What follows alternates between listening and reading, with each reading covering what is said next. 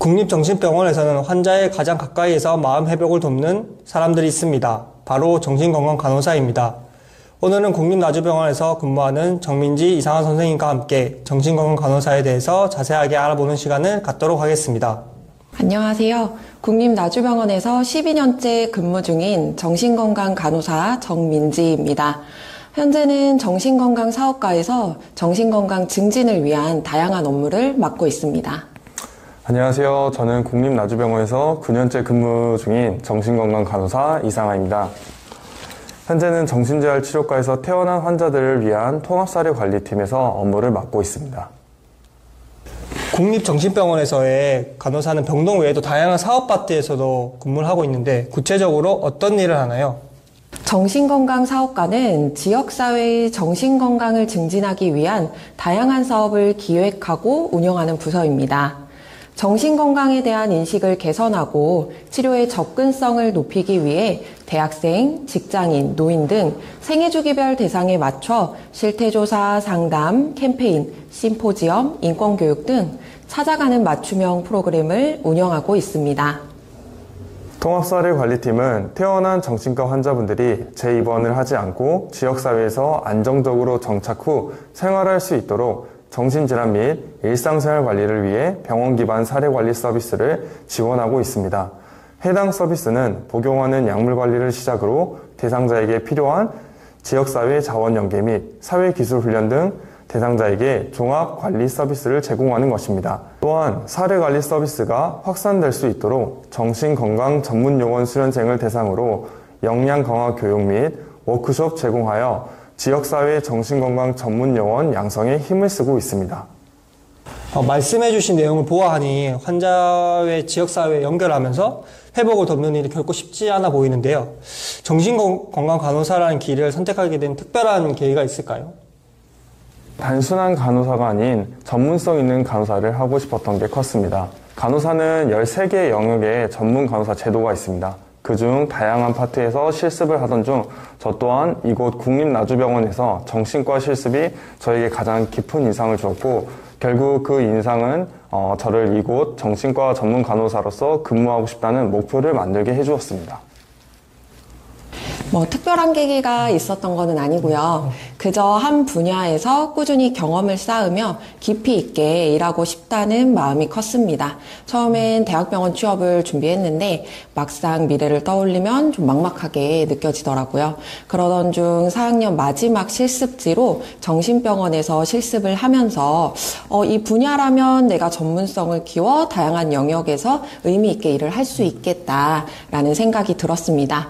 그때 처음으로 구체적인 미래가 그려졌고 그게 지금까지 이어지고 있습니다. 현장에서의 경험은 보람과 동시에 어려움도 있을 것 같습니다. 직업의 장점과 어려움, 이 두 가지 측면에서 이야기를 좀 들어보겠습니다. 제가 생각하는 이 직업의 가장 큰 장점은 병동과 지역사회가 서로 연결되어 있다는 점인 것 같아요. 병동에서 쌓은 임상 경험이 지역사회에서도 도움이 되고 반대로 지역에서의 활동 경험이 병동에서도 활용될 수 있어서 이 정신건강 분야 안에서 다양한 역할을 이어갈 수 있습니다. 반면 어려운 점도 있습니다. 정신병원에서 근무한다고 하면 무섭지 않느냐는 질문을 종종 듣습니다. 예전보다 정신건강에 대한 관심이 높아지고 인식도 많이 개선되긴 했지만 여전히 정신병원은 많은 분들에게 낯설고 거리감이 있는 공간인 것 같아요. 그러다 보니 저희가 쏟는 전문적인 노력이나 진심보다는 그저 환자를 단순히 관리하거나 감시하는 사람으로 오해받을 때가 있어서 아쉬움을 느낍니다. 저는 제가 생각하는 장점으로는 먼저 간호사라는 고용의 안정성과 정신과 간호사의 업무의 다양한 영역인 것 같습니다. 병동에서 3교대 근무하는 것이 아닌 다양한 곳에서 정신건강 간호사로서 다양한 부분을 경험할 수 있고 단점은 병동에서 3교대의 근무와 다소 위험한 상황에 노출될 수 있는 업무적인 환경이 있을 수 있는 것 같습니다. 정신건강 간호사가 되기 위해서는 단순한 지식 이상의 준비가 필요하다고 들었습니다. 이 직업을 꿈꾸는 사람들에게 현실적인 준비 과정을 알려줄 수 있으실까요? 간호사 면허만 있으면 정신병동에서 근무하며 경험을 쌓을 수 있습니다. 여기에 전문성을 더하고 싶다면 보건복지부에서 지정한 수련기관에서 1년 동안 임상수련을 받으면 정신건강 간호사 2급인 정신건강 전문요원 자격을 취득할 수 있고, 그 정신건강 관련 기관에서 5년 이상 근무하면 정신건강 간호사 1급 자격을 취득할 수 있습니다. 또한 정신전문 간호사 과정을 운영하는 대학원에 진학해 전문 간호사로 활동하는 길도 있습니다. 이렇게 다양한 경로를 통해 정신건강 분야에서 더 넓고 깊게 일할 수 있습니다. 정신건강 분야는 전문성과 함께 사람에 대한 깊은 이해가 필요한 영역인데요. 정신건강 간호사에게 필요한 역량이나 성격은 어떤 것들이 있을까요? 병동이든 지역사회든 정신건강 간호사에게 가장 중요한 역량은 경청이라고 저는 생각을 합니다. 대상자의 말을 단순히 듣는 것을 넘어 표정이나 몸짓 같은 비언어적 표현 속에서도 그들이 겪는 어려움을 읽어낼 수 있어야 하거든요. 그래서 저는 이야기 속에 담긴 마음을 놓치지 않고 진심으로 들어줄 수 있는 태도, 그 경청이 무엇보다 중요하다고 생각합니다. 정신과 간호사에게는 대상자의 정서적 공감도 중요하나 한 가지 대상자가 공격적인 혹은 자해와 같은 응급 상황에 대한 대처도 중요하다고 생각합니다. 신체 손상에 대한 응급처치와 같은 의료기술 또한 필요합니다. 또한 반복되는 증상과 재발에 지치지 않는 자신만의 멘탈 관리 그리고 해소 방법도 중요하다고 생각합니다. 정신질환은 한 명의 대상자를 어쩌면 오랜 시간 만나며 환자에게 지칠 수 있는 상황이 반복됩니다. 그렇기 때문에 쉽게 포기하지 않는 성격 또한 필요하다고 생각합니다. 저도 정신과 병원에서 근무하면서 많이 느끼지만 여전히 사회에서는 정신질환에 대해서 편견이 매우 많다고 느낍니다. 이런 편견을 줄이기 위해 우리가 함께 노력해야 될 점은 무엇이 있을까요? 정신건강은 누구에게나 중요하고 누구나 겪을 수 있는 삶의 한 부분입니다. 우리가 요즘 혈당 스파이크를 걱정하며 식단을 조절하고 운동을 하고 필요하면 병원을 찾듯이 정신건강도 자주 들여다보고 필요할 땐 전문가의 도움을 받는 걸 자연스럽게 여기는 사회적 분위기가 필요하다고 생각합니다. 가장 중요한 거는 정신질환은 치료가 가능하다라는 우리의 인식입니다.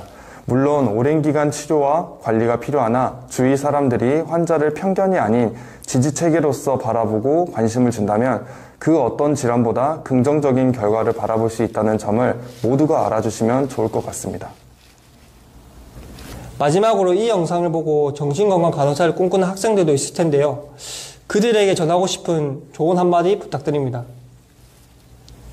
단순하게 피가 무서워서, 단순해서 편해 보여서 등과 같이 단순한 근무 상황만을 보고 정신과 간호사를 생각한다면 스스로 근무 환경에 소진될 수 있다고 생각합니다. 자신만의 전문성을 키우기 전에 스스로 간호사로서 역량을 키우고 그 다음 자신에게 맞는 파트를 찾아가는 게 끊임없이 역량을 키울 수 있는 방법이라고 생각합니다. 의료기관에서 실시하는 다양한 홍보 및 교육 활동들에 참석하며 정신과에 대한 특성을 먼저 알아가 보면 천천히 다가갈 수 있는 기회가 될 것이라고 생각합니다.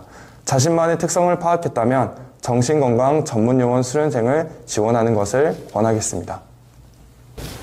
정신건강을 간호한다는 건 지식과 기술뿐만 아니라 사람을 깊이 이해하려는 태도가 꼭 필요하다고 생각합니다. 그래서 이 분야가 좀 어렵고 무겁게 느껴질 수도 있지만 한 사람의 회복을 곁에서 함께하는 특별한 경험을 할 수 있는 영역이기도 해요. 정신건강 분야에 계속 관심이 간다면 분명 여러분만의 의미 있는 길을 만들어 갈 수 있을 겁니다. 진심으로 응원합니다. 오늘 이야기를 통해 정신건강 간호사는 단순한 의료인이 아니라 마음 회복의 동반자라는 사실을 느낄 수 있었습니다. 국립나주병원은 앞으로도 국민의 정신건강을 지키는 든든한 울타리로 함께하겠습니다. 국립나주병원 정신건강 간호사의 이야기 지금까지 함께해 주셔서 감사합니다. 이 영상이 좋으셨다면 구독, 좋아요, 알림 설정 부탁드립니다. 감사합니다. 감사합니다.